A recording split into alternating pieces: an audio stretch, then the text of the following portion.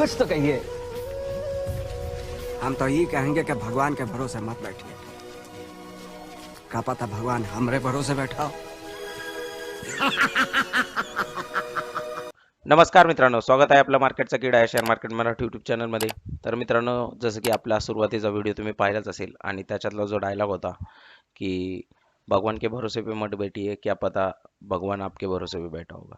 तर या नोटवरतीच आपण आजच्या व्हिडिओची सुरुवात करूया. तर मित्रांनो, आपल्याला एक चांगलं आयुष्य, एक निश्चिंत आयुष्य जगण्यासाठी आपल्याला आयुष्यामध्ये काय गोष्टी केल्या पाहिजेत यावरती आपण हा व्हिडिओ घेऊन आलेलो आहोत. आणि जर या गोष्टी तुम्ही आयुष्यात नाही केल्या तर तुम्हाला निश्चितच पश्चाताप होईल. तर या गोष्टी करण्याच्या मित्रांनो निश्चितच लाईफमध्ये एक प्रायोरिटीज ठरलेल्या आहेत.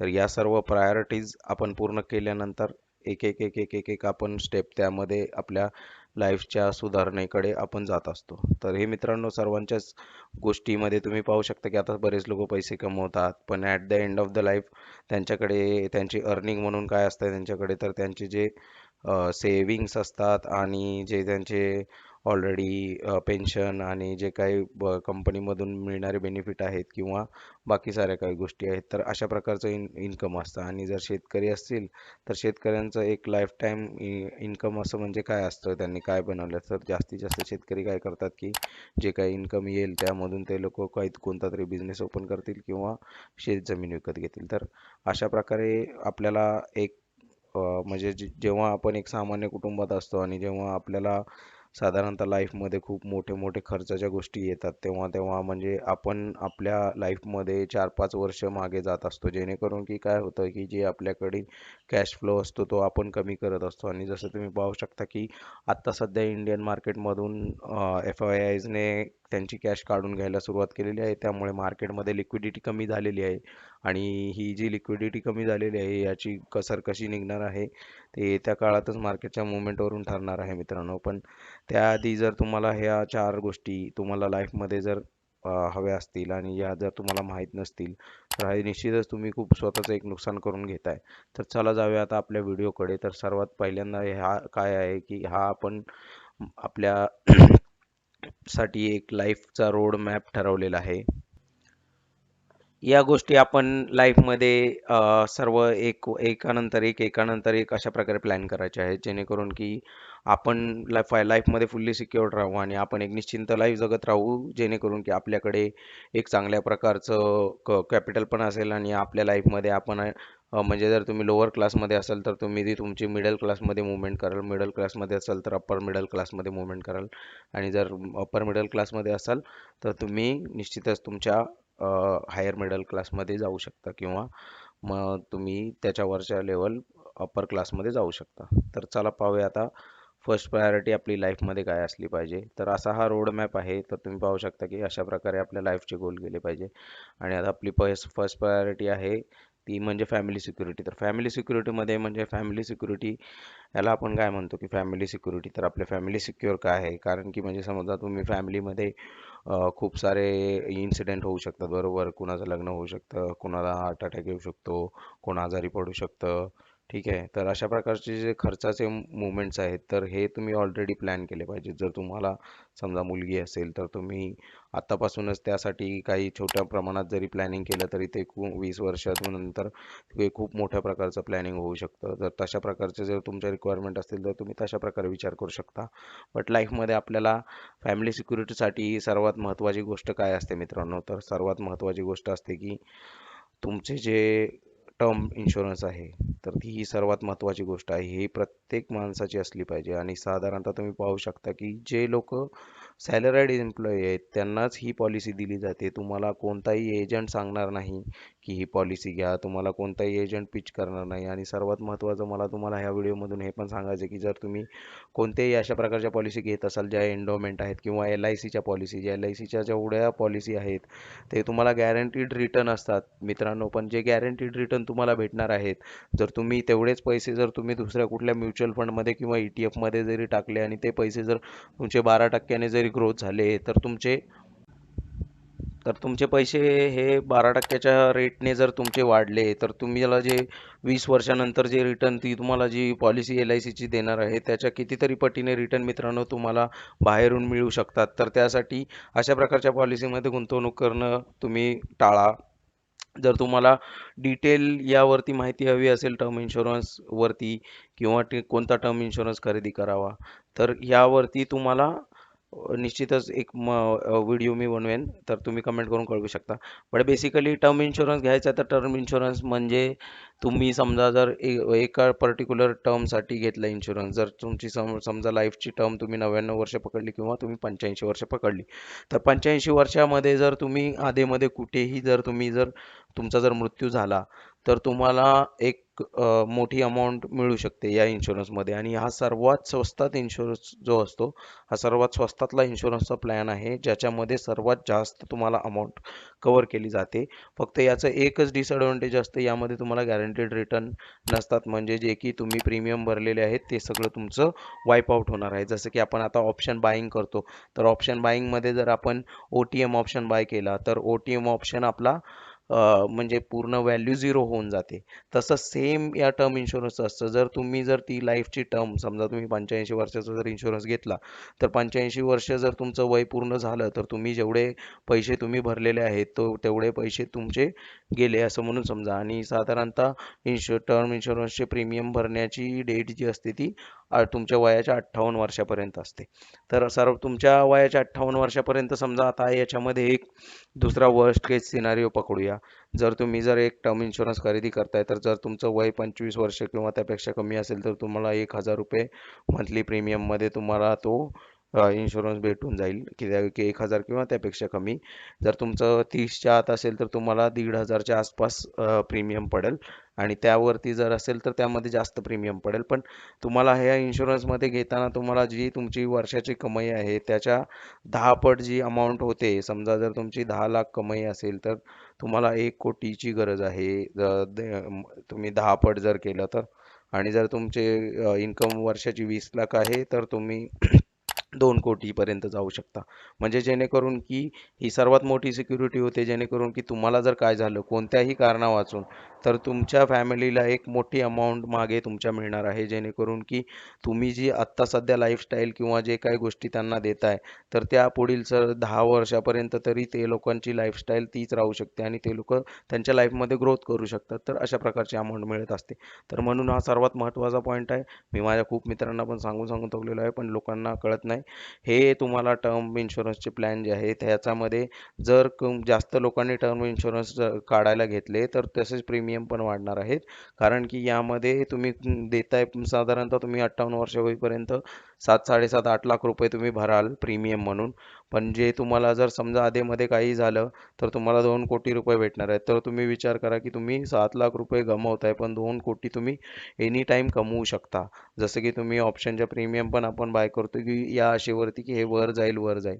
पण तुम्ही जेव्हा आपण कोणताही टर्म इन्शुरन्स घेतो तेव्हा आपल्या माइंडमध्ये हे असलं पाहिजे की आपल्याला मल्टिप्लाइड बाय 10 पर अमाऊंट मिळली पाहिजे. आणि टर्म इन्शुरन्स घेताना तुम्ही जे तुम्हाला मंथली मध्ये रिइम्बर्समेंट पाहिजे असले कोणतेही प्लॅन तुम्ही घ्यायचे नाही आहेत. तुम्हाला डायरेक्ट वन टाइम सेटलमेंटवाले प्लॅन घ्यायचे आहेत, ज्याच्यामध्ये तुमच्या फॅमिलीला तुमची डेथ झाल्यानंतर तातडीने जे काय पैसे असतील ते एकाच वेळी मिळतील, जेणेकरून की तुम्हाला इन्फ्लेशनचा फटका बसणार नाही. नाहीतर तुम्ही काय कराल की तुम्हाला मंथली इन्कम आणि तुम्ही 1 कोटी मंथली इन्कममध्ये टाकाल आणि काही पैसे तुम्ही 1 कोटी समजा फिक्समध्ये डायरेक्टमध्ये टाकाल, तर तशा प्रकारच्या प्लॅनमध्ये तुमचा लॉस होऊ शकतो मित्रांनो. कारण की जे पैसे कंपनीला रिटर्न करायचे आहेत त्यांना खूप सारा वेळ मिळून जाईल मित्रांनो. तर म्हणून तुम्ही जो वन टाइम सेटलमेंट आहे तो प्लॅन निवडला पाहिजे. तर चला पाहूया आता दुसरी प्रायोरिटी काय असायला पाहिजे आपल्या लाईफमध्ये. तर टर्म इन्शुरन्स झाल्यानंतर आपण आपल्या लाईफमध्ये सर्वात महत्त्वाचा पॉईंट आहे हेल्थ इन्शुरन्स. तर हेल्थ इन्शुरन्समध्ये मित्रांनो हेल्थ इन्शुरन्स का काढायचा? कारण की आता समजा तुमच्याकडे जर काही सेव्हिंग्स राहत नाही आहेत किंवा काय करत नाही आहेत, तर तुमच्याकडे जर सॅलरीड एम्प्लॉईज असाल तुम्ही किंवा कोणत्या कंपनीत कामाला असाल किंवा कुठेही, जर जिथे काम करताय ते लोक तुम्हाला इन्शुरन्स प्रोव्हाइड करत असतील तर वेल अँड गुड. कारण त्या केसमध्ये तुम्हाला हा इन्शुरन्स काढायची गरज नाही आहे. जे लोक नोकरी करतात त्यांना बऱ्याचशा लोकांना इन्शुरन्स कव्हर असतो. पण साधारणतः तुमचा जर कव्हर 5 लाखापर्यंत नसेल तर तुम्ही ॲडिशनल एखादा कव्हर काढू शकता. किंवा जेव्हा फॅमिली ती म्हणजे जी फॅमिली आहे तर फॅमिलीमध्ये प्रत्येकाचा इन्शुरन्स असला पाहिजे मित्रांनो, जेणेकरून की उद्या साधारणतः कुणालाही काही झालं तर तुम्ही त्याच्यातही कॅटेगरायझेशन करू शकता. बट मोस्टली जे तुमचे घरातले अर्निंग मेंबर आहेत त्यांच्यासाठी तरी तुम्हाला जे इन्शुरन्सची अमाऊंट आहे ती ठेवावी लागणार आहे. कारण की जेव्हा घरातला अर्निंग मेंबर जेव्हा काही आजारी वगैरे पडतो तेव्हा फॅमिलीसाठी पैसे जमा करणं खूप डिफिकल्ट असतं. त्यामुळे जेव्हा तुम्ही आजारी पडाल आणि हॉस्पिटलायझेशन वगैरे याचे खर्च असतील तर जेव्हा तुमचा इन्शुरन्स असेल तर तुमचे हे खर्च तुम्हाला काहीच वाटणार नाही आणि याचा तुम्हाला काही त्रास वाटणार नाही. तुम्ही इझिली या सिच्युएशनमधून सुद्धा बाहेर येऊ शकाल, स्ट्रेस फ्री असाल आणि जेव्हा तुम्ही स्ट्रेस फ्री असाल तेव्हा तुम्ही लवकर बरे पण व्हाल मित्रांनो. तर तुमच्या लाईफच्या सेफ्टीसाठी आणि तुमच्या स्ट्रेसच्या सेफ्टीसाठी तुम्ही हेल्थ इन्शुरन्स काढायला हवा. कारण की हेल्थ इन्शुरन्स काढल्यानंतर तुम्ही एक स्ट्रेस फ्री लाईफ जगू शकता, जेणेकरून की तुम्हाला काही झाल्यानंतर हॉस्पिटलच्या खर्चाची भीती नसेल आणि तुम्ही तुमच्या ज्या आजारपण आहेत किंवा काही समजा आपल्याला साधारणतः सामान्य माणसांची मानसिकता कशी असते की आपल्याला काही दुखलं खुपलं किंवा थोडंफार लागलं वगैरे तरी आपण साधारणतः हॉस्पिटलमध्ये जाणं टाळतो. पण जेव्हा तुम्ही एक इन्शुरन्सचं प्रीमियम भराल 10-12 हजार रुपयाचं किंवा 5-6 हजार रुपयाचं, 2-3 हजार रुपयाचं, तेव्हा तुम्ही निश्चितच हॉस्पिटलला जाल आणि तुम्ही पहा की तिथे तुम्हाला इन्शुरन्सचं क्लेम होतंय का. तर तुम्ही त्याद्वारे सुद्धा क्लेम करू शकता. बऱ्याचशा कंपन्या इन्शुरन्स प्रोव्हाइड करतात. तर यावरती तुम्हाला डिटेल पाहिजे असतील तर तुम्ही कमेंट करून कळवू शकता. मी याच्यावरती पण एक डिटेल व्हिडिओ बनवू शकतो की कोणता हेल्थ इन्शुरन्स चांगला आहे आणि साधारणतः कशाप्रकारे हेल्थ इन्शुरन्स बाय करताना काय काय गोष्टी लक्षात घ्यायला पाहिजेत. तर चला पाहूया पुढची प्रायोरिटी. तर पुढची प्रायोरिटी आपल्या लाईफमध्ये असली पाहिजे एमर्जन्सी फंड. आता हे एमर्जन्सी फंड हे साधारणतः जे लोक काम करतायत, नोकरीवरती आहेत आणि ज्यांनी लोन्स वगैरे घेतलेले आहेत, तर अशा लोकांसाठी आहे. कारण की एमर्जन्सी फंड ही अशी गोष्ट आहे मित्रांनो की साधारणतः आता सगळे जे लोक जॉब करतात ते लोक साधारणतः कोण IT सेक्टरमध्ये जॉब करते, कोण वेगळ्या सेक्टरमध्ये जॉब करते, कोण कोणत्या सेक्टरमध्ये जॉब करते, कोण फूड सेक्टरमध्ये जॉब करते, कोण मतलब कोणत्याही गोष्टीत जॉब करू शकता तुम्ही, ठीक आहे. पण त्या सेक्टरवरती जर समजा किंवा काही गदा आली किंवा तुमच्या जॉबवरती काही गदा आली, रिसेशन येते मित्रांनो, तर रिसेशन जेव्हा आपल्याला हँडल करायचं असतं तेव्हा रिसेशनमध्ये आपल्याकडे पैसे असणं जरुरी आहे. तुम्हाला कमीत कमी 6 महिने 1 वर्ष सुद्धा कधी कधी नोकरी लागण्याची शक्यता नसते रिसेशनमध्ये, कारण की हायरिंग लोकांनी बंद केलेली असते. तुम्ही पाहू शकता क्रिप्टो एक्सचेंजवाल्यांनी पण खूप साऱ्या लोकांनी हायरिंग त्यांची बंद केलेली आहे, कारण की बिटकॉईनच्या प्राइजेस पण खूप साऱ्या पडलेल्या आहेत, म्हणजे ऑल टाईम लो झालेले आहेत. आणि आता सध्या निफ्टीमध्ये पण जी इन्व्हेस्टमेंट आहे FISची ती लास्टच्या 10 वर्षामधली सगळ्यात कमी इन्व्हेस्टमेंट झालेली आहे. त्यामुळे निश्चितच माझा बाजारामध्ये एक निगेटिव्ह वातावरण आहे. पण त्यामध्ये आपल्याकडे इमर्जन्सी फंड असणं जरुरी आहे, जेणेकरून की अशा प्रकारची कोणतीही इमर्जन्सी आली तर त्यावेळी आपल्याला लिक्विड कॅशची खूप गरज असते आणि लिक्विड कॅश आपल्याकडे असायला हवा. तर हे अकाउंट आपलं सेपरेटच असलं पाहिजे. यामध्ये तुम्ही साधारणतः तुमच्या टोटल 6 महिन्याची सॅलरी किंवा टोटल 10 महिन्याचा जो खर्च आहे तुमचा स्वतःचा जो घरगुती खर्च आहे, वैयक्तिक खर्च आहे, हे सगळं पकडून तुम्ही एक कॅल्क्युलेशन एक अमाऊंट काढली पाहिजे आणि ती अमाऊंट तुम्ही या सेफ्टी अकाउंटमध्ये ठेवली पाहिजे, ज्याला तुम्ही कोणत्याही प्रकारची इन्व्हेस्टमेंट करायची नाहीये. तुम्हाला जास्तीत जास्त वाटलं तर तुम्ही FD मध्ये याला गुंतवू शकता, बट तेही तुम्हाला साधारणतः एकाच वेळी तुम्ही जर आज FD केली तर तुम्हाला जसं की मोबाईलमध्ये ॲपमध्ये FD करायला परवानगी देते, म्हणजे एका मिनिटात तुमची FD होऊ शकते. पण तीच FD तोडायला तुम्हाला बँकेत जावं लागतं, तुम्हाला तुमचे प्रूफ सबमिट करावे लागतात आणि बऱ्याच काही गोष्टी असतात. त्यामुळे मित्रांनो हे अमाऊंट जी असली पाहिजे ती सेपरेट अकाउंटमध्येच असली पाहिजे, जेणेकरून की तुमच्यावरती कोणतीही जर लाईफमध्ये इमर्जन्सी आली तर तुम्ही तुमच्या परिवाराचा आणि तुमचा खर्च 6 महिने चालवून तुम्ही नोकरीच्या शोधात स्ट्रेस फ्री राहू शकता. आणि तुम्हाला जेव्हा स्ट्रेस फ्री असेल तेव्हा तुम्हाला निश्चितच तुमचं इंटरव्ह्यूमध्येही सिलेक्शन होईल, तुमचा जॉबही म्हणजे सेफ होईल, तुम्ही चांगल्या ठिकाणी नोकरी करू शकता, चांगल्या आउटपुट देऊ शकता मित्रांनो जेव्हा तुम्ही स्ट्रेस फ्री असता. तर चौथी प्रायोरिटी आपल्या लाईफमध्ये असली पाहिजे मित्रांनो, ती डायव्हर्सिफाईड इन्व्हेस्टमेंट. तर डायव्हर्सिफाईड इन्व्हेस्टमेंट म्हणजे काय, जे की आता आपण आपल्या चॅनलवरती बाकी करतोय, ऑप्शन सेलिंग आणि हे ते आहेच. पण डायव्हर्सिफाईड इन्व्हेस्टमेंट म्हणजे तुमची जी इन्व्हेस्टमेंट आहे ती वेगवेगळ्या सेक्टरमध्ये डायव्हर्सिफाईड असली पाहिजे. साधारणतः तर तुम्ही काय केलं पाहिजे की थोडीफार जमीन कुठे मिळत असेल तर तुम्ही जमीन घेऊ शकता, म्हणजे शेतकरी असाल तर जमीन घेऊ शकता. तुम्ही कुठेही चांगल्या जागा घेऊ शकता, मोक्याच्या हायवेच्या, किंवा तुम्ही कमर्शियल प्रॉपर्टी घेऊ शकता. घर घेण्याबद्दल माझी की म्हणजे हरकत नाही आहे तुम्हाला जर घरामध्ये इन्व्हेस्टमेंट करायची असेल तर. पण घरामध्ये इन्व्हेस्टमेंट साधारणतः तुम्ही रेंटवरती जरी राहिलात तरी 20 वर्षाचा जरी तुम्ही खर्च काढला तरी तुमचा 20 वर्षाचा खर्च 2% 3% रेंटच्या इन्क्रिमेंटने सुद्धा भरून निघणार नाही आहे, जो की तुम्ही तुमच्या हाऊस लोनवरती घेणार आहात.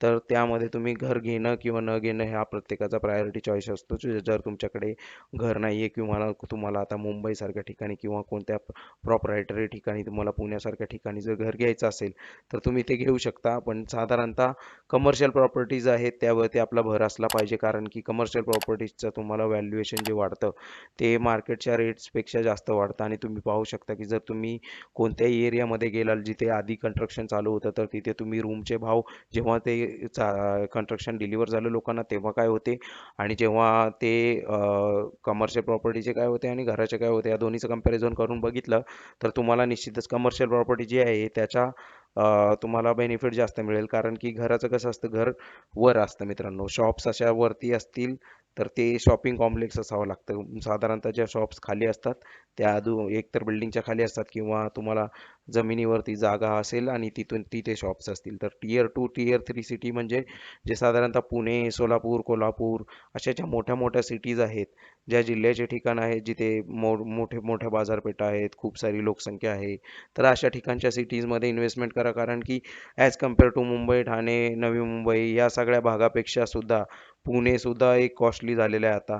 पण या सगळ्या भागापेक्षा सुद्धा ह्या ज्या बाकी इतर भागामध्ये सुद्धा खूप सारे व्यापार आणि खूप साऱ्या गोष्टी होणार आहेत. खूप खूप लोकसंख्या अशा प्रकारे वाढणार आहे, जेणेकरून की तुम्हाला येत्या 10-20 वर्षाच्या काळामध्ये त्या सगळ्या कमर्शियल प्रॉपर्टीजमधून फायदा होणार आहे. पुढची इन्व्हेस्टमेंट तुम्ही करू शकता डायव्हर्सिफाईड काही पैशाचे तुम्ही गोल्ड खरेदी करू शकता, जेणेकरून की गोल्ड ही अशी इन्व्हेस्टमेंट आहे जिला अप्रिशिएशन रेट तुम्हाला 8%चा अप्रिशिएशन भेटतंच वर्षानुवर्ष. तुम्ही पाहू शकता सोन्याचे भाव कमी झालेले नाही आहेत. ठीक आहे, जर काही वर्षापूर्वी 5,000 रुपयाने सोनं होतं 20 वर्षापूर्वी, आता सध्या सोनं 50,000 रुपयापर्यंत आहे. म्हणजे तुम्ही पाहू शकता की 10 पट तरी झालेलं आहे. म्हणजे 10x असं झालेलं आहे सोन्याचे भाव. तर तुम्ही सोनं ही एक, आणि तुम्हाला सोन्यामध्ये अजून लिक्विड कॅश पण क्रिएट करता येते, जेणेकरून की तुम्ही सोनं ही एक अशी प्रॉपर्टी आहे जी तुम्ही कुठेही मुवेबल प्रॉपर्टी आहे. जसं की तुम्ही आता जागा वगैरे आहे ती कुठेही उचलून घेऊन जाऊ शकत नाही, तर तसं सोनं ही असे आहे की तुम्ही कुठे घेऊन जाऊ शकता. कोणी आणि कुठल्याही देशामध्ये गेलं तर त्याची व्हॅल्यू आहे. समजा उद्या जग जरी बुडलं तरी सोन्याची व्हॅल्यू राहणारच आहे मित्रांनो, कारण की तो प्रिशियस असेल आहे आणि तो मूळतःच त्याला काढायला खूप कष्ट लागतात आणि तो दुनियामध्ये खूप कमी आहे. आणि साधारणतः जे आपण पैसे वापरतो त्याच्यावरती पण जे लिहिलेलं असतं की मैं धारक को इतने इतने पैसे देने का अदा करूंगा, तर ते सुद्धा एक कशाच्या भरोश्यावर दिलं जातं. जेवढे पैसे आपल्याकडे आहेत तेवढ्या पैशाचं गोल्ड, त्या तुम्ही मनी हिस्ट पिक्चर पाहिला असेल तर त्या मनी हिस्ट पिक्चरमध्ये कसं गोल्ड स्टोअर करून ठेवलेलं होतं, तर असंच आपल्या RBI मध्ये सुद्धा गोल्ड स्टोअर करून ठेवलेलं असतं, जेणेकरून की उद्या समजा काही झालं तर त्या गोल्डच्या किमतीने जे लोकांची कर्जे आहेत ती चुकवली जाणार आहेत. तर अशा प्रकारे प्रत्येक कंट्रीमध्ये गोल्ड रिझर्व्ह असतं. तर किंवा जे गव्हर्नमेंट असतात ते गोल्ड बॉन्ड वगैरे पण देत असतात, त्या वेगळ्या गोष्टी आहेत. पण I am talking about actual gold. जर जे ॲक्च्युअल गोल्ड आहे सोनं तुम्ही, तर तुम्ही ऑर्नामेंट्स वगैरे पण करू शकता. पण ऑर्नामेंट्स वगैरे पण केल्यानंतर तुम्हाला त्यामध्ये घट येण्याची शक्यता असते. तर तुम्ही ट्राय करा की तुम्हाला 1-1 ग्रॅमचे बिस्किट्स पण मिळतात, जे तुम्ही ऑनलाईन ॲमेझॉन वगैरे किंवा याच्यावरून तुम्ही डायरेक्ट मागवू शकता. किंवा तुम्ही सोनाराकडे पण जाऊन, जे ब्रँडेड सोनार आहेत त्यांच्याकडे जाऊन तुम्ही 1 ग्रॅमचा जो कॉईन आहे सोन्याचा तो घेऊ शकता किंवा 1 तोळ्याचा कॉईन घेऊ शकता, जेणेकरून की तुमची जी त्याची जी डिप्रिशिएशन व्हॅल्यू आहे, म्हणजे जेव्हा तुम्ही त्याची मोड करायला जाल तेव्हा तुम्हाला जेवढं तुम्ही वजनाचं सोनं घेतलेलं आहे तेवढेच पैसे तुम्हाला परत मिळतील. कारण की जेव्हा तुम्ही सोन्याचे दागिने बनवता तेव्हा दागिन्यामध्ये त्याच्यामध्ये घट धरली जाते, कारण की दागिने बनवण्यासाठी त्याच्यामध्ये मिश्र धातू, तांब वगैरे, सिल्वर, सगळ्या प्रकारचे 2-4 प्रकारचे धातू मिक्स केले जातात. तर त्यासाठी तुम्हाला त्या दागिन्यामध्ये जे मेकिंग चार्जेस पण द्यावे लागतात आणि वरून तुमचे जे मिक्सिंग आहे त्यामुळे तुम्हाला घट होते. तर ते सर्व करून झाल्यानंतर आपल्याला काय करायचं की या सर्वात लास्टच्या पर्यायावरती यायचे की investment in mutual funds ETF. तर ETF जे तुम्हाला सांगितलं ते निफ्टी बीज आणि जे निफ्टीचे रिलेटेड जे फंड्स आहेत, बँक बीज किंवा जे इंडेक्सला फॉलो करतात असे जे फंड्स आहेत हे फंड्स आपण बाय करू शकतो. म्युच्युअल फंड तुम्ही कोणतेही बाय करू शकता. साधारणतः तुम्हाला म्युच्युअल फंड सिलेक्ट करताना एकच लॉजिक लक्षात ठेवायचे, त्या म्युच्युअल फंडचे रिटर्न्स 12% जास्तच असले पाहिजेत. त्यापेक्षा कमी असतील तर तो म्युच्युअल फंड उचला आणि कचऱ्याच्या डब्यात टाका. पुढचा पर्याय राहतो तो invest in equity and invest in startup. तर ह्या दोन गोष्टी ज्या आहेत ह्या दोन गोष्टीसाठी तुम्हाला आहे ना एक एक्सटेन्सिव्ह अभ्यास करावा लागतो. यासाठी तुम्हाला मार्केट समजून घेणं जरुरी आहे. तुम्हाला छोट्या छोट्या अमाऊंटमध्ये स्टार्ट करणं जरुरी आहे. तुम्ही छोट्या छोट्या अमाऊंटमध्ये इक्विटीमध्ये स्टार्ट करणार तेव्हा तुमचे जाऊन काही वर्षानंतर एक चांगल्या प्रकारचा पोर्टफोलिओ, चांगल्या प्रकारचे होल्डिंग मार्केटमध्ये होऊ शकते. आणि मार्केटमध्ये जेव्हा पडझड होते तेव्हा निश्चितच कसं घाबरायचं नाही आणि कोणत्या सिच्युएशनला काय करायचं याचं नॉलेज आपल्याला असलं पाहिजे. तर त्याच्या पुढचा पर्याय राहतो इन्व्हेस्ट इन स्टार्टअप. तर हे सगळे मोठ्या लोकांसाठी आहेत, कारण की आपल्याकडे एवढे पैसेच नसतात की आपण कोणत्या स्टार्टअपला फंड करू शकू. पण साधारणतः तुम्ही आता सध्या भाडीपावल्यांची पण एक सिरीज आलेली आहे बेरोजगार, त्यामध्ये तुम्ही पाहू शकता की कसं सीड फंडिंग 50,000 रुपयापासून पण स्टार्ट करू शकता. म्हणजे साधारणतः एक मला समजा एक मुलगा आला आहे का माझ्याकडे आणि जर समजा तो म्हटला की मी वडापावची गाडी टाकतो, तर तो म्हटला की मला 50,000ची गरज आहे. तर मग आपण जर समजा त्याच्याबरोबर जर कॉन्ट्रॅक्ट केलं तर तुझ्या प्रॉफिटमधील बाबा माझा 20% वाटा, तुझ्या लॉसमधील माझा 20% वाटा, जर अशा प्रकारे आपण त्याच्याबरोबर डील करून घेतली तर आपण ते 50,000 रुपये दिले ते आपले गेले आणि आपण त्याच्या बिझनेसमध्ये एक प्रकारचे पार्टनर झालो. तर अशा प्रकारे हा स्टार्टअप चाललेला असतो. तर या स्टार्टअपमध्ये सुद्धा आपण पैसे गुंतवल्यानंतर समजा तुम्ही पाहू शकता तुमच्या आजूबाजूला पण असे काही खूप सारे बिझनेस डेव्हलप झालेले असतील. हे खूप महाराष्ट्रीयन लोकांनी पण केलेले आहेत. उदाहरणार्थ ते येवलेच्या, समृद्धीच्या अशा प्रकारचे चहाचे बिझनेस सुद्धा लोकांनी केलेले आहेत, फ्रँचायझी वगैरे अशा प्रकारच्या मॉडेल्समधून. तर अशा प्रकारच्या स्टार्टअपमध्ये तुम्ही इन्व्हेस्टमेंट करू शकता. ठीक आहे. तर साधारणतः हे एक उदाहरण होतं मित्रांनो, याला शब्दशः घेऊ नका. बिलकुल अशा प्रकारचे कोणत्याही इन्व्हेस्टमेंटचे माझे रिकमेंडेशन नाही आहे. बट स्टार्टअप म्हणजे जसे की इलेक्ट्रिक व्हेकल स्टार्टअप आहे आणि या स्टार्टअपसाठी तुम्हाला मी तो शार्क टँक इंडियाचा जो आहे तो एपिसोड्स वगैरे ते सुद्धा तुम्ही पाहू शकता. त्यातून तुम्हाला स्टार्टअप इन्व्हेस्टमेंटबद्दल बरंच नॉलेज मिळेल. तर अशा प्रकारे ह्या सर्व 4 स्टेप झाल्यानंतर जर ह्या 4 स्टेप आपण स्टेप बाय स्टेप केल्या तर आपल्याला निश्चितच लाईफमध्ये चिंता करण्याची काही गरज नसेल. आपल्या लाईफमध्ये तुम्ही पाहू शकता की जसं की पहिला आपला सुरुवातच केली होती, भगवान के भरोसे पे मत बैठो, क्या पता भगवान ही आपके भरोसे पे बैठा होगा. तर जसं की भगवान के भरोसे पे आपण जर बसलो तर खूप लोक असे भगवान के भरोसे पे असतात. त्यांच्याकडे ना फॅमिली सिक्युरिटी असते, ना हेल्थ इन्शुरन्स असतो, ना इमर्जन्सी फंड असतो, ना इन्व्हेस्टमेंट असते. तर साधारणतः खूप लोकांकडे इन्व्हेस्टमेंटमध्ये तुम्ही पाहू शकता खूप लोकांकडे इन्व्हेस्टमेंटचा पार्ट असतो, पण मी एमर्जन्सी फंड कोण करत नाही, हेल्थ इन्शुरन्स कोण करत नाही, फॅमिली सिक्युरिटी कोण करत नाही. बट तुम्ही पाहू शकता की प्रायोरिटीच्या लिस्टमध्ये आपल्याला सर्वात पहिली प्रायोरिटी आहे फॅमिली सिक्युरिटी, त्यानंतर आहे हेल्थ इन्शुरन्स, त्यानंतर आहे एमर्जन्सी. म्हणजे तुम्ही पाहू शकता की फॅमिली, त्यानंतर हेल्थ, त्यानंतर तुम्ही एमर्जन्सी. म्हणजे जसं की कोविडची सिच्युएशन आहे, जर समजा कोविडमध्ये तुमच्या घरातली एखादी व्यक्ती जर एक्सपायर झाली असती तर ते त्या टाईमला किंवा जर कोविडमध्ये झाल्यानंतर समजा एखादी व्यक्ती सिरियस झाली, 2-3 महिने ती कामावर नाही गेली, तर साधारणतः कंपन्या 15 दिवसाच सुट्टी देत होत्या आणि 15 दिवसाचीच पगार देत होत्या. तर त्या सिच्युएशनमध्ये तुम्हाला जो हा एमर्जन्सी फंड आहे तो खूप उपयोगी आला असता. ज्या तुमच्या फॅमिलीच्या डेली नीड्स आहेत, तुमचे मास्कचे खर्चे, तुमचे गाडीचे भाडे, इकडे तिकडे जाणं येणं, खूप साऱ्या गोष्टी आहेत मित्रांनो. तर सांगण्यासारखं नाही. प्रत्येकाच्या लाईफ सिच्युएशनमध्ये खूप साऱ्या वेगवेगळ्या गोष्टी असतात. मग त्यामध्ये चौथ्या पार्टमध्ये डायव्हर्सिफाईड इन्व्हेस्टमेंटमध्ये लोक काय करतात, बँकेत पैसे ठेवतात, सोनं घेतात, जागा घेतात, घरं घेतात, हे सर्व तर करतात. शेअर मार्केटमध्ये साधारणतः जास्त लोक इन्व्हेस्टमेंट करत नाहीत. ठीक आहे. म्हणून ते खाली 2 एक्सप्लिसिट पॉईंट ॲड करण्यात आले ते.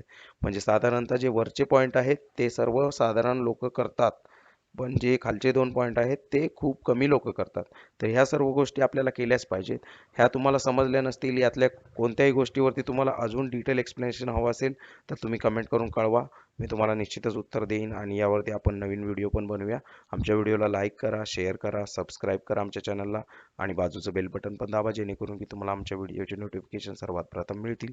तर चला भेटूया मित्रांनो पुढच्या व्हिडिओ. तर हा व्हिडिओ निश्चितच तुमच्यासाठी एक गेम चेंजर ठरणार आहे. लाईफमध्ये आपल्या प्रायोरिटी आपण निश्चितच प्लॅन आउट केल्या पाहिजेत आणि अशा प्रकारची जर तुम्ही प्रायोरिटी सेट केल्या तर निश्चितच तुम्ही लाईफमध्ये एक सक्सेसफुल पर्सन आणि स्ट्रेस फ्री पर्सन म्हणून जगू शकता. धन्यवाद.